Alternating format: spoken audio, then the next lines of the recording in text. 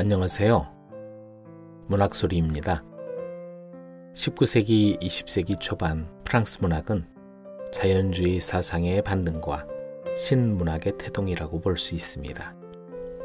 제1차 세계대전 무렵 사회적인 불안과 중산계급의 해체와 무산계급의 대두가 작가들의 관심을 사로잡고 있던 시기였습니다.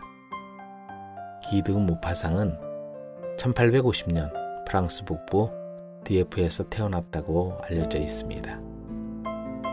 어머니의 어린 시절 친구였던 보바리 부인의 작가 플로베르의 가르침을 받아 작가 활동을 시작했으며 투르게네프, 알퐁스 도데, 에밀 졸라 등을 만나게 되었지만 그들에게 재능을 인정받지 못했습니다. 하지만 1880년 에밀 졸라가 중심이 되어 편집한 자연주의 단편집 매당의 저녁에 수록된 비계덩어리가 인기를 얻고 여자의 일생이 출간되어 인기작가 대열에 서게 됩니다.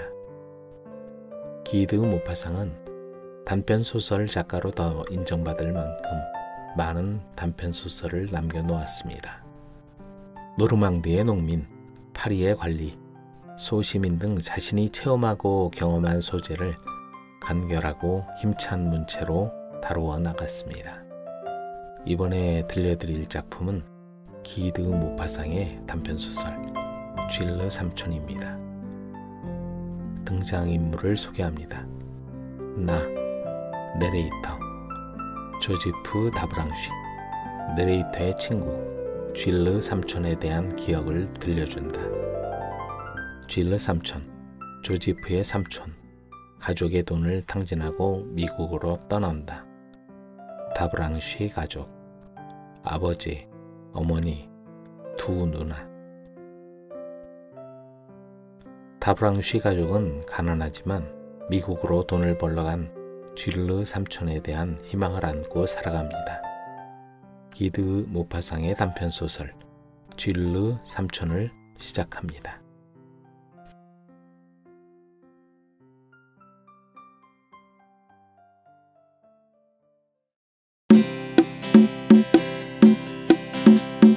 가난하게 살아가는 다브랑쉬 가족에겐 한 가지 커다란 희망이 있었죠. 성공해서 돌아올 쥐르 삼촌이었죠.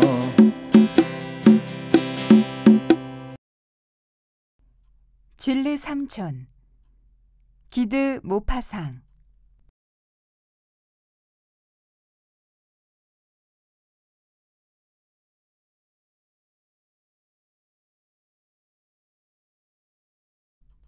흰 수염을 기른 늙은 거지가 우리에게 손을 내밀었다. 친구 조지프 다브랑쉬가 그에게 5프랑을 쥐어주었다. 나는 깜짝 놀랐다. 그러자 그는 나에게 말했다. 저 불쌍한 거지를 보니 지나간 추억이 떠오르는군. 그 얘기를 자네에게 들려주겠네. 우리 가족은 르아브르에 살고 있었는데 별로 넉넉하지 못했네. 간신히 살아가는 형편이었지. 아버지는 직장에서 늦은 시간까지 일했지만 수입은 많지 않았어. 게다가 난 누나가 둘이나 있었지. 어머니는 살림을 꾸려가기 힘들어 하셨고 아버지에게 귀에 거슬리는 심한 말을 자주 퍼부었지. 그럴 때마다 아버지는 아무 대꾸도 못하고 손으로 땀이라도 닦으려는 듯이 이마를 문지르셨어. 그러나 이마엔 땀 한 방울도 배어있지 않았어. 난 아버지의 고통을 이해할 수 있었네. 우린 모든 걸 절약해야 했지. 누군가 식사에 초대해도 살해하기 힘들어서 참석하지 않았으며 식료품도 깎고 또 깎아서 사들이고 그 밖에 다른 물건도 주로 재고품을 사곤 했네. 누나들은 옷을 직접 지어 입고 1m에 15상팀 하는 레이스를 살 때도 한참 흥정을 하곤 했어. 식사도 기름진 수프나 소스로 요리한 고기뿐이었네. 물론 위생적이고 영양은 있을지 모르지만 난 좀 더 맛있는 음식을 먹고 싶었네. 난 단추를 잃어버리거나 바지가 좀 찢어져도 크게 야단을 맞곤 했어. 하지만 주일이면 모두 옷을 잘 차려입고 부두로 산책하러 나갔었네. 아버지는 프로코트를 입고 실크 모자를 쓰고 장갑을 끼고는 축제일 때처럼 화려한 옷차림을 한 어머니에게 팔을 내맡기시곤 하셨지. 누나들은 가장 먼저 외출 준비를 마치고 나갈 때만 기다렸지. 하지만 막상 떠나려고 하면 아버지 코트에 눈에 띄지 않던 얼룩이 발견되어 부랴부랴 헝겊 조각에 벤젠을 묻혀서 지워야 했네. 아버지께서는 머리에 실크 모자를 쓰시고 셔츠 차림으로 작업이 끝나기를 기다리고 있었고, 어머니는 근시에 안경을 쓰고는 장갑을 벗은 뒤 급하게 작업을 하셨어. 우리 일행은 위풍당당하게 길을 나섰네. 누나들은 팔짱을 끼고 앞장을 섰지. 결혼할 나이라 남자들 눈에 띄려는 목적 아니겠나. 나는 어머니 왼쪽에, 아버지는 오른쪽에 서서 나란히 걸었지. 난 지금도 그때 가난한 부모님이 그 주일 나들이에서 애써 위험을 보이려고 하던 일이 눈앞에 선하네. 두 분 다 당당한 표정으로 마치 엄숙한 태도에 목숨이라도 건 것처럼 목을 똑바로 세우시고 다리를 꼿꼿이 펴며 점잖게 걸어가셨네. 아버지는 주일마다 먼 바다에서 큰 배들이 항구에 들어오는 것을 보면 늘 이렇게 말씀하셨어. 쥘러가 저 배에 타고 있다면 얼마나 좋을까. 아버지 동생인 쥘러 삼촌은 우리 집안의 유일한 희망이나 다름없었네. 한때는 가족들이 다 무서워했지만 말이야. 나는 어릴 적부터 삼촌의 이야기를 들었지. 혹시 삼촌을 만나도 한 번에 알아볼 정도로 그분에 대해 익숙했던 거야. 그 무렵 삼촌에 대해 소리 죽여 이야기를 했음에도 나는 삼촌이 미국으로 떠난 날까지 자세히 알고 있었어. 삼촌이 아마 나쁜 일을 저질렀던 것 같아. 말하자면 돈을 탕진했던 모양이야. 그런 일은 가난한 집에는 매우 큰 죄가 아니겠나. 삼촌은 부자들은 어리석은 짓을 하는 재미있는 사람이라고 하지만 일반 사람들은 남봉꾼이라고 웃으며 말하는 그런 사람이었어. 하지만 가난한 집에서는 부모 재산을 축내는 고약한 놈, 못된 놈, 건달이지. 아무튼 쥘러 삼촌은 아버지가 기대하고 있던 유산을 상당히 탕진한 건 사실이야. 물론 자기 몫을 다 없앤 다음의 일이야. 그러자 집안 사람들은 삼촌에게 미국으로 가는 배를 태워준 모양이야. 그 무렵에는 누구나 르아브르에서 뉴욕으로 가는 상선을 타고 미국으로 떠나곤 했지. 미국에 도착한 삼촌은 사업을 시작했다고 아버지에게 편지를 보내왔네. 그 편지의 사연인즉 돈을 좀 벌게 되었으니 아버지에게 끼친 피해를 보상해주고 싶다는 거야. 아무튼 그 편지는 우리 가족에게 커다란 기대감을 주었네. 사람들이 말하듯 아무런 값어치도 없던 쥘러가 벼랑간 훌륭한 사람, 점잖은 사람, 다브랑시 과문에 나무랄 데 없는 성실한 진짜 다브랑시가 되었으니 말일세. 누군가의 말에 의하면 삼촌은 큰 상점을 하나 빌려서 장사를 크게 한다는 거야. 2년 뒤에 온 두 번째 편지에는 이렇게 쓰여 있었네. 사랑하는 필립 형님, 저는 건강하게 잘 있습니다. 걱정하지 마시라고 이 편지를 보냅니다. 사업도 잘 되어갑니다. 내일 남미로 긴 여행을 떠나려 합니다. 아마 몇 년 동안 소식을 전하지 못할 겁니다. 연락드리지 못해도 걱정하지 마세요. 돈을 많이 벌게 되면 르아브르로 돌아가겠습니다. 아마 머지않아 그럴 수 있겠지요. 함께 행복하게 살기를 바랍니다. 이 편지는 우리 집안의 복음이 되었어. 우리는 수시로 편지를 꺼내 읽고 다른 사람들에게 보여주기도 했어. 사실 10년 동안이나 삼촌은 소식이 없었어. 하지만 아버지는 시간이 흐를수록 기대가 컸지. 그리고 어머니도 가끔 이런 말씀을 하셨네. 질르가 돌아오면 우리 형편이 한결 나아질 텐데 적어도 고생은 벗어나게 될 거야. 질르는 그런 사람이니까. 그리고 아버지께서는 주일마다 수평선 저쪽에서 커다란 검은 여객선이 뱀 같은 연기를 꾸불꾸불 하늘로 뿜으며 오는 것을 보면 같은 말을 되풀이하곤 하셨지. 질러가 저 배에 타고 있다면 얼마나 좋을까. 그러고는 마치 삼촌이 손수건을 흔들며 아, 필립 형님. 하고 소리치기를 기대했어. 아버지는 그가 분명히 돌아올 것을 전제로 수많은 계획을 세웠다네. 삼촌이 벌어온 돈으로 조그마한 농장을 하나 살 생각까지 했네.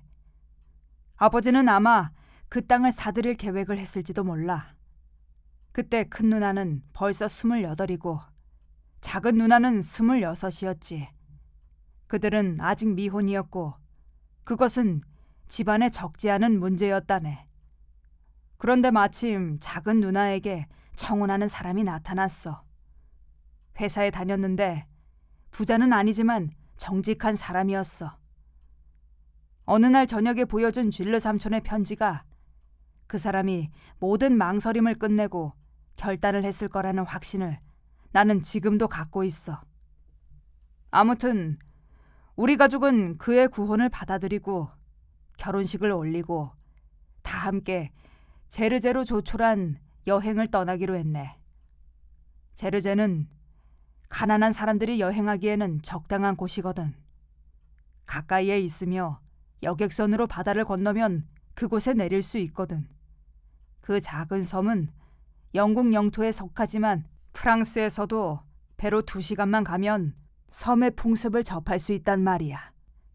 이 제르제의 여행이 우리의 커다란 관심사였고 하나같이 꿈이 되었네. 마침내 출발하는 날이 다가왔어. 아직도 마치 어제 일처럼 눈앞에 선하네. 그랑빌 부두에 정박한 여객선이 시동을 걸고 있었고 아버지는 흥분한 표정으로 배에 실리는 짐 3개를 지켜보시고 어머니는 걱정스러운 표정으로 큰 누나의 손을 잡고 있었어. 큰 누나는 동생이 결혼해서 떠난 후로는 기운이 빠져 있었네. 마치 혼자 둥지에 남은 병아리 신세라고나 할까. 신혼부부는 뒤처져 따라오고 있었고 나는 종종 고개를 돌려 바라보곤 했네. 백고동 소리가 울리자 우리는 배에 올라탔고 배는 부두를 떠나 푸른 대리석 탁자처럼 잔잔한 바다로 출발했어. 여행을 별로 해보지 못한 사람들이 흔히 갖는 행복감과 자부심을 느끼며 멀어져가는 해안을 바라보았지. 아버지는 그날 아침에도 얼룩을 지운 코트 밑으로 배를 내밀고 벤젠 냄새를 잔뜩 풍겼지. 외출하는 날이면 그 냄새를 풍겨서 그 냄새로 주일날이라는 걸 알 수 있었지. 갑자기 아버지는 2 신사와 2 여자가 굴을 먹고 있는 모습을 보았네. 누더기를 걸친 나이든 선원이 칼로 껍질을 까서 신사들에게 넘겨주면 그들은 그것을 여자들에게 내밀더군. 여자들은 깨끗한 손수건에 그걸 올리고 옷을 더럽힐까봐 입을 앞으로 내민 채 굴을 빼먹고 껍질을 바다에 던졌어. 아버지는 달리는 배 위에서 굴을 먹는 것이 무척 인상적이었던가 봐. 그래서 어머니와 누나들에게 다가오더니 이렇게 말하셨어. 굴 좀 사줄까? 어머니는 돈 때문에 주저했지만 누나들은 좋아했네. 그러자 어머니는 어색한 목소리로 말했네. 나는 배가 아플까 봐 겁나요. 아이들이나 사주세요. 많이 사지 말아요. 배가 아플지 모르니까. 그리고는 나를 보시며 말씀하셨지. 조지프는 사줄 필요 없어요. 남자아이는 버릇이 나빠지면 안 되니까요. 그런 차별 대우를 받는 게 부당하다고 생각하며 나는 할 수 없이 어머니 옆에 가만히 있었지.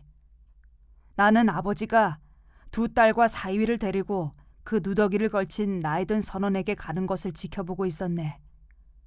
굴을 먹던 두 여자는 방금 자리를 떠난 뒤였고, 아버지는 굴을 흘리지 않고 먹는 방법을 누나들에게 알려주고 계셨고, 시범을 보이려고 굴 하나를 손에 들었어. 하지만 아까 그 여자들을 따라 하려다가 물을 코트에 전부 흘리고 말았지. 어머니의 잔소리가 들렸네. 아유, 가만히 있었으면 좋았잖아요. 그런데 갑자기 아버지의 얼굴이 어두워지더니 몇 걸음 뒤로 물러나서 굴을 까는 선원을 둘러싼 딸들과 사위를 유심히 바라보셨어. 그리고는 우리 앞으로 다가오셨지. 얼굴이 몹시 창백하고 눈빛이 이상했어.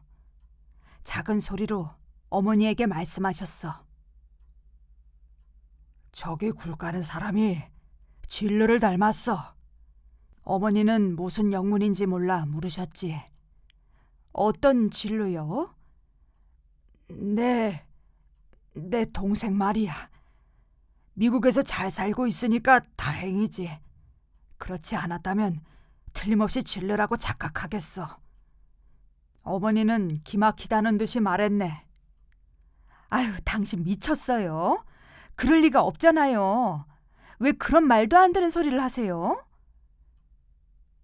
그래도 아버지께서는 계속 말씀하셨어. 그럼 당신이 직접 가서 확인해봐. 어머니는 자리에서 일어나 딸들이 있는 곳으로 다가갔어. 나는 그 남자를 유심히 바라보았지.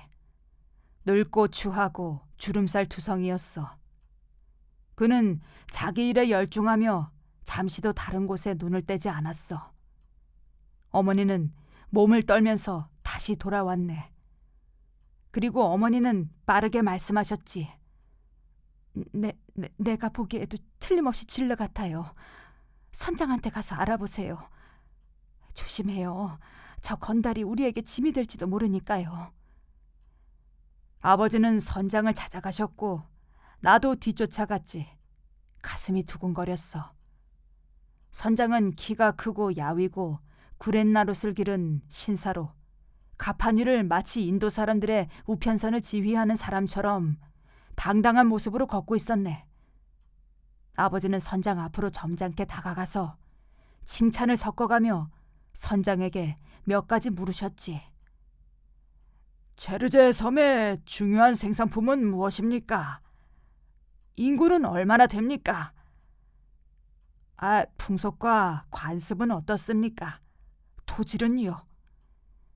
마치 미합 중국을 화제로 삼아 이야기하는 말투였네. 이어서 우리가 담배에 관한 이야기를 하시더니 화제가 승무원들 이야기로 넘어갔네. 아버지는 떨리는 목소리로 말씀하셨어. 저기 굴을 까는 선은 무척 흥미로워 보이는데 그 사람에 대해 좀 아십니까? 선장은 그 질문에 짜증이 나는지 퉁명스럽게 대답했어. 작년에 미국에서 만난 불황자요. 프랑스 사람이라 데리고 왔는데 르아브르에 친척도 있는 것 같더군요. 그러나 그들에게 빚을 져서 찾아가지 않겠다는 거요. 이름은 아마도 질르 다르망시인가 다르방시인가 그렇다는군요. 아무튼 뭐 비슷해요. 한동안 미국에서 돈도 많이 번 것 같던데 이젠 보시다시피 적골이 되었어요. 아버지는 얼굴이 낯빛이 되었고 눈은 초점을 잃고 떠듬떠듬 간신히 대꾸하셨지. 알겠습니다. 별로 놀랄 이야기는 아니지요. 선장님, 고맙습니다. 아버지는 급히 그 자리를 떴네. 선장은 멀어져가는 아버지의 모습을 물끄러미 바라보고 있었어. 아버지가 너무 당황한 표정으로 돌아오자 어머니가 먼저 말씀하셨어. 앉아보세요. 남들이 눈치채겠어요. 아버지는 의자에 주저앉으며 말씀하셨어. 맞아, 질르야. 틀림없이 진르야. 그리고 이렇게 덧붙였네. 어떡하지? 어머니가 재빨리 대답하셨어. 아이들을 데려와야 해요. 조지프가 모든 걸 알고 있으니 다른 아이들은 데려와야 해요. 사위가 눈치채지 못하게 조심해요. 아버지는 얼빠진 사람처럼 중얼거리셨지. 아휴, 이게 무슨 일이람. 어머니는 몹시 흥분해서 덧붙이셨지. 그 도둑이 무엇을 하는지 항상 의심이 가더니 다시 우리에게 짐이나 되지 않을지. 아휴, 그러면 그렇지. 다브랑시 집안 남자에게 무얼 바라겠어요. 항상 그랬듯이 아버지는 손으로 이마를 닦으셨어. 어머니에게 비난을 받을 때면 하는 습관이셨지. 조지프에게 먹은 굴값이나 내도록 돈을 주세요. 그 거지가 절대로 우리를 알아보지 못하게 해야 해요. 그러면 우리 꼴이 어떻게 되겠어요? 자, 우리는 저쪽 끝으로 가요. 저 사람이 우리를 보지 못하도록 해요. 어머니는 자리에서 일어났고 나에게 5프랑을 주시고 멀찌감치 가셨네. 누나들은 불안한 마음으로 아버지를 기다리고 있었어. 나는 어머니가 뱃멀미를 하신다고 말하고서 굴 까는 사람에게 물었어. 굴값이 얼마입니까? 그때 나는 삼촌 하고 부르고 싶었어. 그가 대답했어. 2프랑 50상팀입니다. 내가 5프랑을 내어주니까 거스름돈을 주었네. 나는 그의 손을 보았어. 뱃사람의 쭈글쭈글해진 불쌍한 손말일세. 그의 얼굴도 자세히 들여다보았어. 지치고 늙은 비참한 얼굴이더군. 나는 생각했어. 저 사람이 아버지의 동생, 바로 우리 삼촌이구나. 나는 그에게 10수를 팁으로 주었네. 그는 고맙다며 이렇게 말했어. 신께서 축복을 주실 겁니다, 도련님. 그건 국어라는 가엾은 자의 소리였네. 아마 미국에서도 거지 생활을 했던 모양이야. 누나들은 놀라워하며 나를 쳐다보았네. 남은 2프랑을 아버지에게 갖다 드리자 어머니는 놀라서 물으셨네. 굴값이 3프랑이래? 그럴 리가 없을 텐데. 나는 단호한 목소리로 어머니에게 말했어. 팁으로 10수를 드렸어요. 어머니는 기가 막힌 듯 나를 쳐다보셨어. 아유, 너 미쳤구나. 그래, 저 거지에게 10수나 주다니.